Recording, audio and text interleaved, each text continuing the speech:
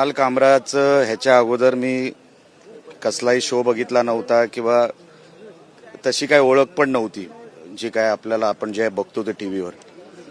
पण कालपासून मी जे त्याचं कंटेंट बघतोय तो आपल्या देशावर, गरोदर महिलांवर, बीफ खाण्यावर, अशा सगळ्या गोष्टींवर म्हणजे नको त्या गोष्टींवर हा विकृत माणूस हा बोलत असतो.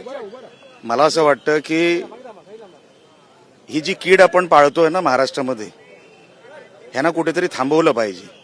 तुम्ही कॉमेडी करा ना, तुझ्या कॉमेडीला कोण इकडे भीक घालतोय, पण तू आमच्या आस्थेवर बोललास, आमच्या नेत्यांवर बोललास आणि ज्या भाषेत तू बोलायला पाहिजे ना ते गपचूप तुझ्या त्या चौकटीमध्ये बोलायचं. नको ती भाषा वापरायची नाही, नको ते शब्द वापरायचे नाही. आणि म्हणून मी सांगितलं जिथे दिसेल तिथे त्याला फटके घालणार.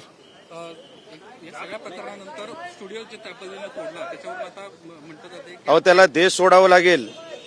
ही काय साधी सोपी गोष्ट ना, आम्ही काय सोडणार नाही. अशा कुठल्या गोष्टी सहन केल्या जाणार नाही. तर त्याचाच फंटर आहे तो. हे असे बीफ खाणारे, पार्ट्यांना प्रमोट करणारे हे असेच तर आदित्य ठाकरेला लागतात. त्याच्या पलीकडे आदित्य ठाकरेचे विचार काय, हे असे कुठल्याही गोष्टीवर प्रमोट करणारे. कंटेंट बनवायचा चांगला बनवा ना. संविधानाचा फोटो त्याने ट्विट केला 2 दिवस आता विधानसभेमध्ये संविधानावर चर्चा आहे, दुसरीकडे अशा पद्धतीने घटना घडते. संविधानाचा ही केस संविधानाप्रमाणे डिफॉमेशनची होते, ते त्याला मान्य आहे का?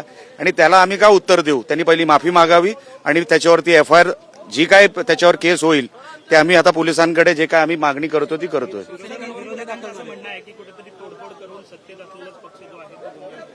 अरे बाबा, तू आमच्या आस्थेवर हात घालणार तर आम्ही तुला सोडणार का? कोण आहेस तू? काय संबंध तुझा?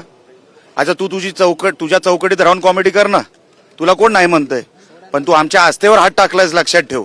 तुला काय सोडत नाही आम्ही.